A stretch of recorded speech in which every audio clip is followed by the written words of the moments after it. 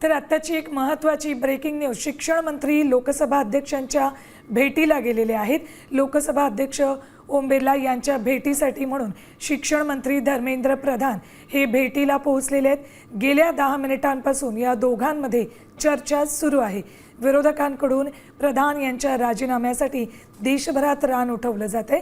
विशेषतः जंतर मंतरवर जे आंदोलन सुरू आहे, या आंदोलनासहित देशभरातले जेएनजी पोहोचलेले आहेत। अपडेट्स घेऊयात आमचे प्रतिनिधी चैतन्य गायकवाड यांच्याकडून। चैतन्य, देशभरात धर्मेंद्र प्रधान यांच्या राजीनाम्यासाठी रान उठवलं जात असताना प्रधान हे बिर्लांच्या भेटीला गेलेत। 10 मिनिटं चर्चा सुरू आहे। काय नेमकं घडू शकतं या चर्चेनंतर?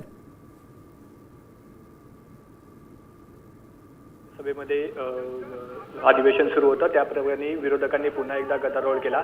विरोधकांनी धर्मेंद्र प्रधान यांच्या राजीनाम्याची मागणी केलेली आहे। सातत्याने विरोधकांकडून हीच मागणी केली जाते आणि त्यामुळेच सभागृहाचं कामकाज देखील सुरळीतपणे सुरू होऊ शकले नाही। आपण बघितलंय आतापर्यंत 2 वेळा राज्यसभा लोकसभा स्थगित झाले आणि या संपूर्ण प्रकरणानंतर किरण रिजिजू यांनी लोकसभेत भूमिका मांडली की नीट पेपर फूट प्रकरणी सरकार चर्चेस तयार आहे आणि या किरण रिजिजूंच्या वक्तव्यानंतर केंद्रीय शिक्षण मंत्री धर्मेंद्र प्रधान हे लोकसभा अध्यक्ष ओम बिर्ला यांच्या भेटीला गेले।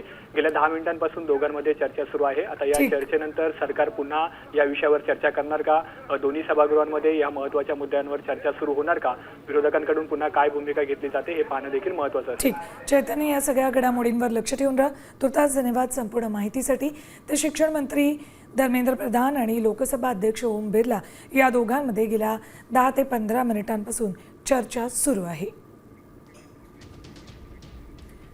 याच